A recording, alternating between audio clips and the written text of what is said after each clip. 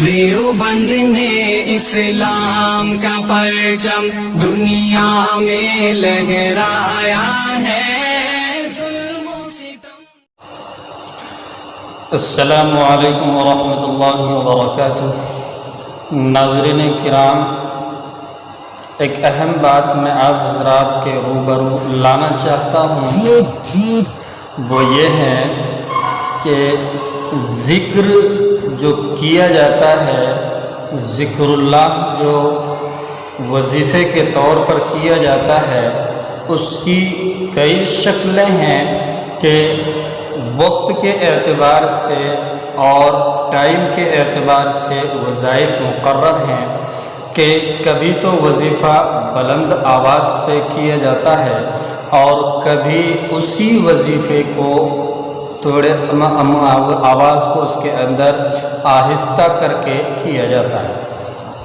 تو وقت کا اعتبار ہے اس میں کہ جس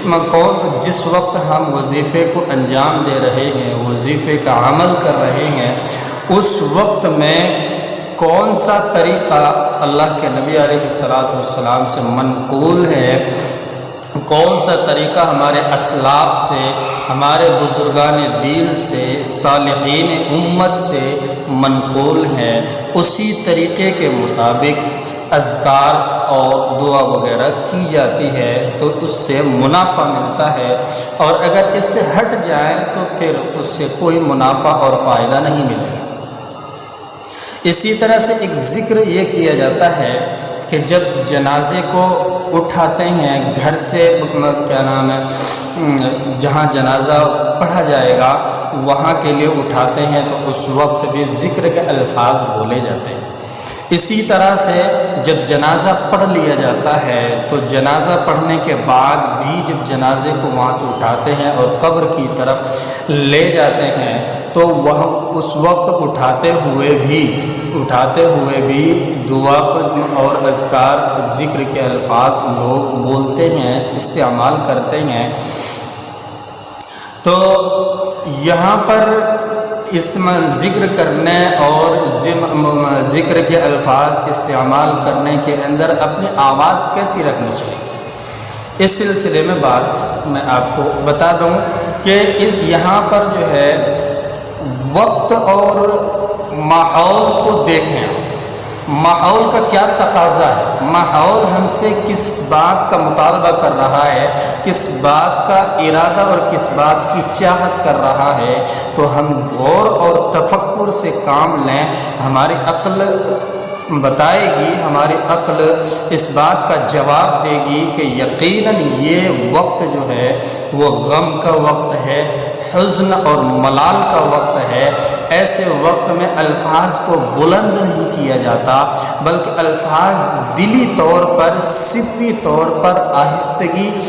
طور پر الفاظ ادا کیے جاتے ہیں، چاہے ذکر کے الفاظ ہوں یا کوئی اگر کسی کو ضرورتاً کوئی بات کرنی بھی پڑ رہی ہے کسی سے تو وہ اس بات کرنے کے اندر بھی آواز دھیمی رکھی جاتی ہے تاکہ دوسرے آدمی کو مزید حزن اور ملال نہ ہو، اس کے حزن اور ملال اور غمی کے اندر اضافہ نہ ہو، بلکہ جب ہم آہستہ اور اپنی آواز کو دھیمی رکھیں گے تو ہماری وجہ سے کسی اور کو نقصان نہیں ہوگا۔ اس لیے ذکر تو کیا جائے، جو بھی ذکر اس وقت میں منقول ہے وہ ذکر کیا جائے، اور ذکر کرنے کے ساتھ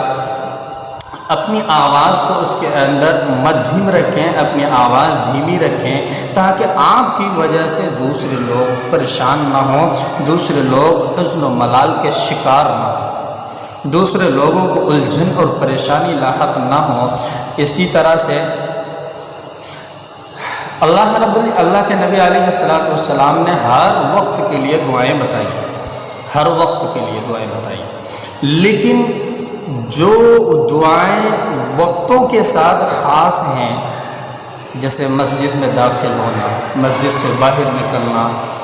بیت الخلاء کے اندر جانا، بیت الخلاء سے باہر نکلنا، کھانا کھانے کی دعا، کھانے سے بعد کی دعا، اسی طرح سے جو یہ وقت کے ساتھ مخصوص دعائیں ہیں، ان دعاؤں کے اندر بھی اپنی آواز سری رکھنی چاہیے، اپنی آواز کو بلند نہیں کرنا چاہیے۔ ہاں البتہ اگر کسی کو یاد کرانے اور کسی کو توجہ دلانا یا کسی کو آگاہی اور باخبر کرنا مقصود ہو تو پھر الفاظ کو بلند بھی کیا جا سکتا ہے، پھر اس میں کوئی حرج والی بات نہیں ہے، اس لیے کہ یہاں پر مقصد بدل گیا، اور جنازے کے مسئلے میں مقصد ہی یہ ہے کہ ان سے ہم اذکار اور وظیفے کو چھپائیں، تاکہ ہمارے چھپانے کی وجہ سے جو پہلے نہ چھپانے کی وجہ سے جو سامنے والے کو تکلیف ہونی تھی وہ تکلیف نہ ہو، اور اس تکلیف سے وہ لوگ بچ جائیں۔ اللہ عمل کی توفیق عطا فرمائے۔ السلام علیکم ورحمۃ اللہ وبرکاتہ۔